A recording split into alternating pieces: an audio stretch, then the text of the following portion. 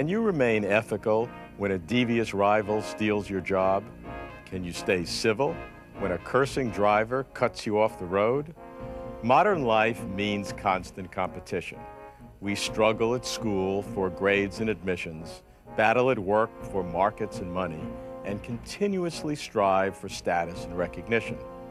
In this pressure cooker environment, gripped by out-of-reach goals and squeezed by scheming rivals, how can we expect high moral values, let alone courteous behavior, to survive? Next, on Closer to Truth, whatever happened to ethics and civility?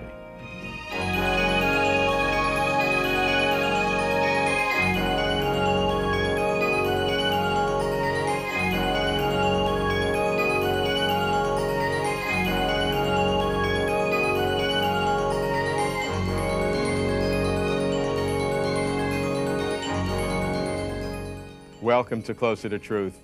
I'm Robert Kuhn. The decline in ethics and civility is, unfortunately, no secret. And we're all impoverished by the deterioration of moral behavior and the erosion of common respect. Should blame be placed on modern society? What can be done? For this edition of Closer to Truth, we've gathered some ethically minded experts who promise to be civil.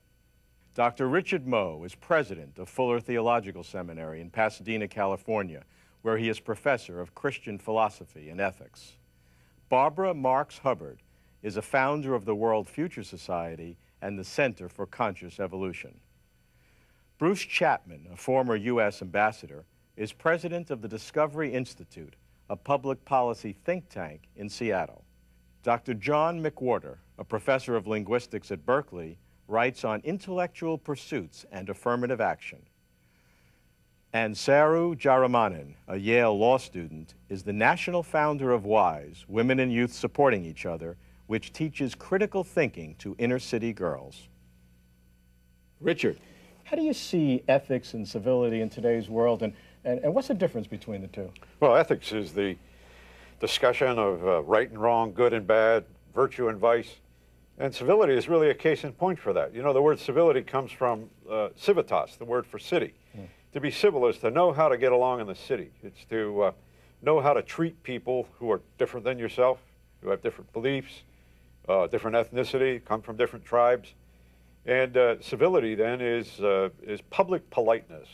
It's toleration, all of the kinds of things that are important to maintain good citizenship and other kinds of interactions in the public square. Good, we're going to find out about that. Barbara, what do you teach your grandchildren about the ethics and civility?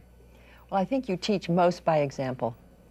And one of my definitions of futurism is expanded parenthood, just looking ahead further for the whole human community. So I think my grandchildren, what I'm giving them is a point of view, and the best I can, an example of somebody who is doing her best to be ethical. Is that practical in a modern cutthroat economy? I think it's the greatest practicality there is. Why? Because otherwise you're less than you can be. And I think that real joy, real meaning comes from that essence of connectedness with one another, even if it's difficult. Bruce, you've had a long career in government service, including serving as Director of Planning and Evaluation in the Reagan White House. In 1990, you founded the Discovery Institute, where you study culture and civic life, as well as politics and the economy. Why do you think civil discourse is so important in creating a positive future? Well, I think one of the things we need to face up to is that people really do have disputes. We see things differently, and we need to adjudicate those disputes. And the tendency to try to cover that up and make everybody agree causes conflict, paradoxically, in the long run. So honest debate conducted in a civil manner turns out to be the best way to get it. Even if the two sides disagree violently. That's the way to get at the truth. And in the long run, as I say, paradoxically, it makes people happier with one another. Good. We'll see if it makes people happy on this show. Okay. John, you're a linguist, widely recognized as a social commentator, looking at the real-world impact of language. You see language as a dynamic, forceful element in dealing with society, not anything static. How is language an element of social change? Well, there are a lot of answers to that question, but one answer to that question would be that language has a way of labeling things, and labels have a way of changing people's conceptions of any number of issues. One specific example I can think of is if one says to save the whale.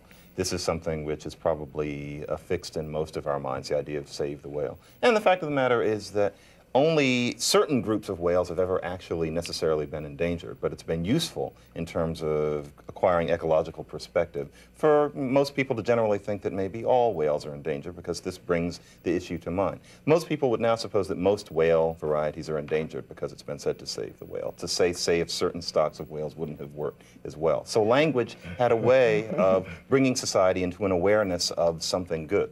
Saru, you have been widely recognized as the founder of WISE, praised by President Clinton as America at its best.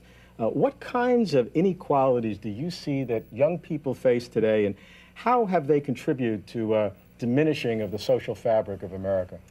I think young people are increasingly angry, realizing that they have been left out of that kind of high-level discourse that you're talking about, and out of any form of the real competition of America. I think a lot of our girls, for example, have been told that they will never go to college by their schools. That These are young girls, young women, inner city girls, and in Los Angeles and New Haven, 12 to 14. Okay.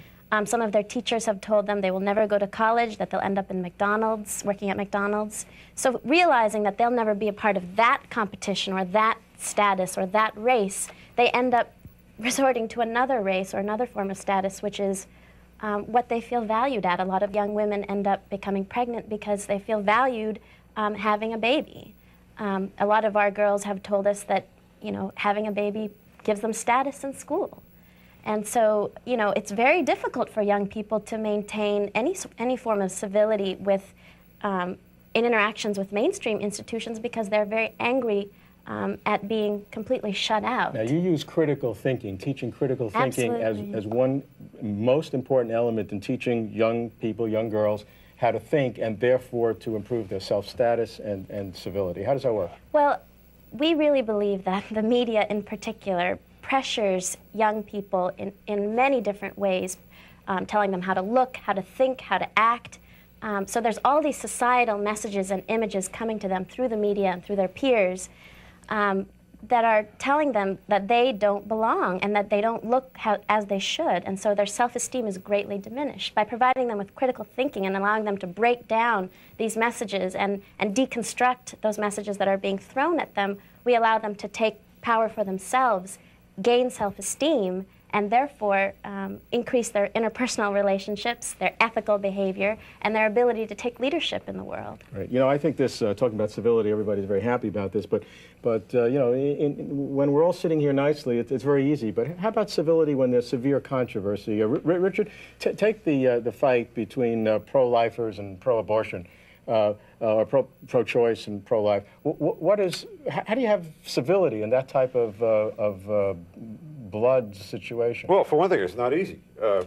That needs to be said at the outset. Martin Marty from the University of Chicago puts it well. He says, very often people who are civil don't have very strong convictions, and people who have strong convictions aren't very civil. Right. The real challenge is to have convicted civility, and that is to learn how to engage in that high-level discourse, to treat other persons as having value, even when we seriously disagree with them. That's an important challenge. So how do you do that?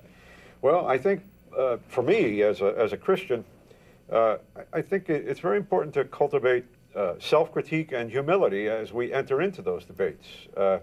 I think it's awful when my kind of people enter into those debates, and I am very conservative on a lot of these issues, but they enter into them in a self-righteous and judgmental manner.